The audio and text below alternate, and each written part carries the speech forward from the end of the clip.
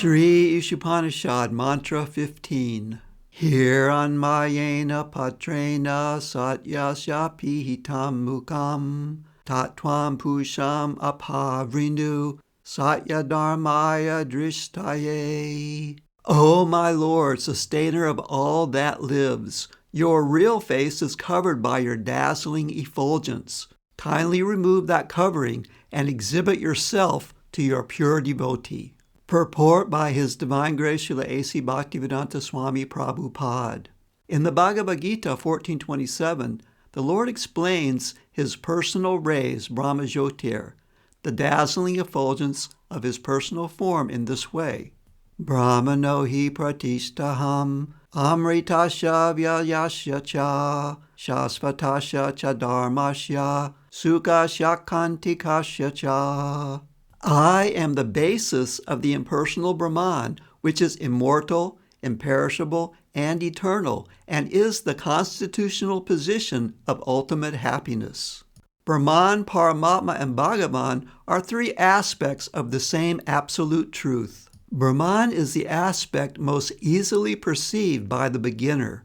Paramatma, the Supersoul, is realized by those who have further progressed, and Bhagavan realization is the ultimate realization of the absolute truth. This is confirmed in the Bhagavad Gita 7:7, where Lord Krishna says that He is the ultimate concept of the absolute truth. Mata parataram nanyat. Therefore, Krishna is the source of the Brahma-jyotir, as well as the all-pervading Paramatma.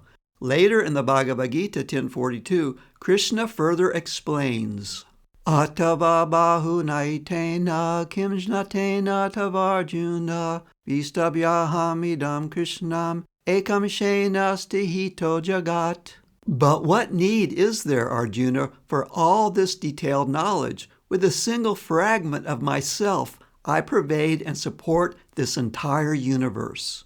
Thus, by His one plenary expansion, the all-pervading Paramatma, the Lord maintains the complete material cosmic creation.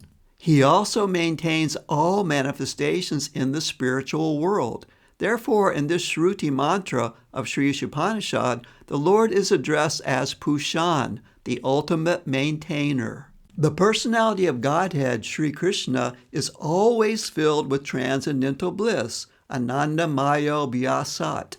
When He was present at Vrindavan in India 5,000 years ago, He always remained in transcendental bliss, even from the beginning of His childhood pastimes. The killings of various demons, such as Aga, Baka, Putana, and Pralamba, were but pleasure excursions for Him.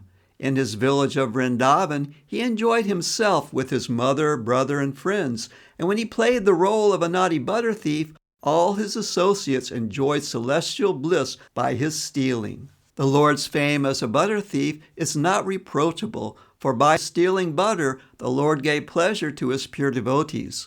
Everything the Lord did in Vrindavan was for the pleasure of His associates there. The Lord created these pastimes to attract the dry speculators and the acrobats of the so-called Hatha Yoga system who wish to find the absolute truth. Of the childhood play between the Lord and His playmates, the cowherd boys, Shukadeva Goswami says in Srimad Bhagavatam 10:12-11, Itam satam brahma sukha nibucha dasham gatanam para daivatena maya shritanam nara darakena sakam vija krukrita punya punjaha. The personality of Godhead, who is perceived as the impersonal blissful Brahman by the Gyanis, who is worshipped as the Supreme Lord by the devotees in the mood of servitorship, and who is considered an ordinary human being by mundane people, played with the cowherd boys who had attained their position after accumulating many pious activities. Thus the Lord is always engaged in transcendental loving activities with His spiritual associates in the various relationships of Shanta, neutrality, Dasha, servitorship, Sakya, friendship, Vatsalya, parental affection, and Madhurya, conjugal love. Since it is said that Lord Krishna never leaves Vrindavan Dham, one may ask how He manages the affairs of the creation.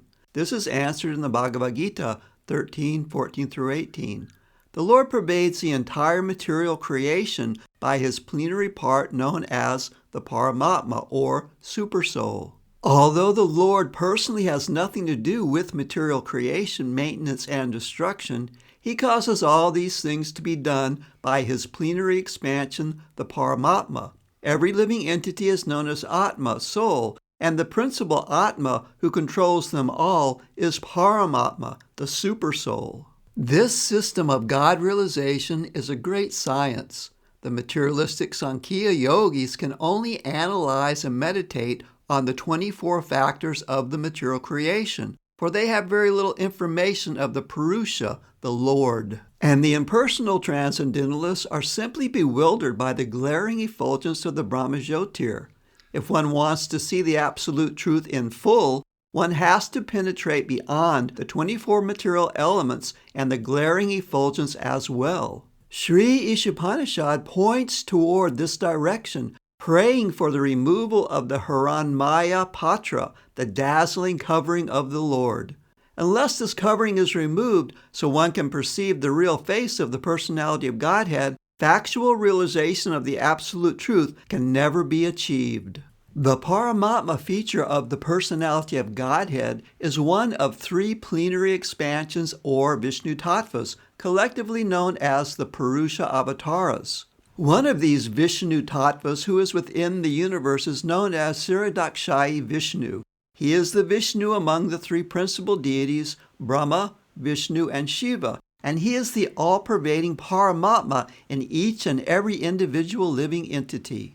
The second Vishnu Tattva within the universe is Garbhodakshayi Vishnu, the collective supersoul of all living entities.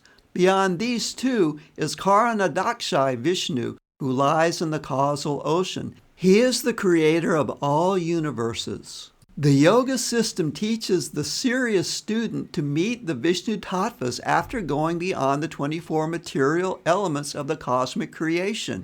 The culture of empiric philosophy helps one realize the impersonal Brahmajyotir, which is the glaring effulgence of the transcendental body of Lord Sri Krishna. That the Brahmajyotir is Krishna's effulgence is confirmed in the Bhagavad Gita 14:27, as well as the Brahma Samhita 5:40. Yasya prabha prabhavato jagadanda koti koti svasesha vasudadi vibhuti binam tad brahmanis kalamanantam ashesha bhutam govindam adi purusham tamaham bhajami. In the millions and millions of universes, there are innumerable planets, and each and every one of them is different from the others by its cosmic constitution. All of these planets are situated in a corner of the Brahma Jyotir. This Brahma Jyotir is but the personal rays of the Supreme Personality of Godhead, Govinda, whom I worship. This mantra from the Brahma Samhita is spoken from the platform of factual realization of the absolute truth, and the Shruti mantra of Sri Isopanishad under discussion confirms this mantra as a process of realization. The Isopanisad Mantra is a simple prayer to the Lord to remove the Brahmajyotir so that one can see his real face. This Brahmajyotir effulgence is described in detail in several mantras of the Mundaka Upanisad 2:10-12.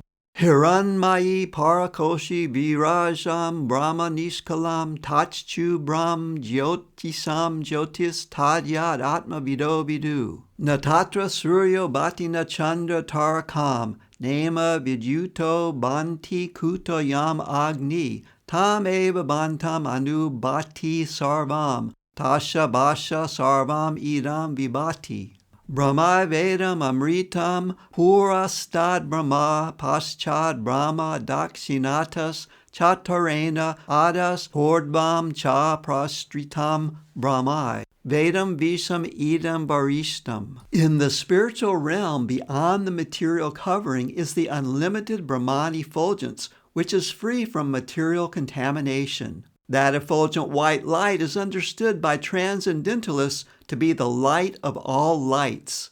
In that realm, there's no need of sunshine, moonshine, fire, or electricity for illumination. Indeed, whatever illumination appears in the material world is only a reflection of that supreme illumination.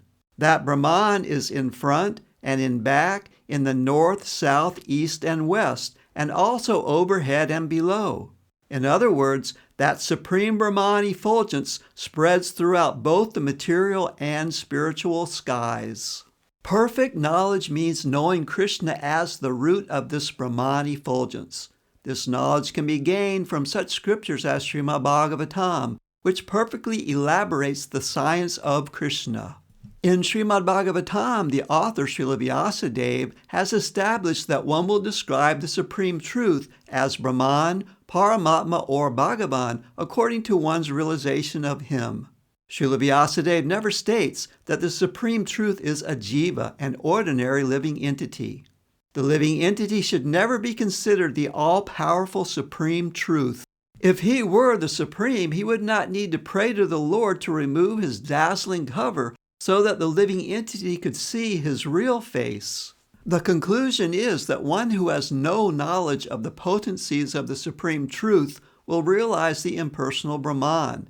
Similarly, when one realizes the material potencies of the Lord but has little or no information of the spiritual potencies, he attains Paramatma realization. Thus, both Brahman and Paramatma realization of the Absolute Truth are partial realizations. However, when one realizes the Supreme Personality of Godhead, Sri Krishna, in full potency after the removal of the Hiranmaya Patra, one realizes Vasudeva Sarvamiti. Lord Sri Krishna, who is known as Vasudeva, is everything: Brahman, Paramatma, and Bhagavan. He is Bhagavan, the root, and Brahman and Paramatma are his branches.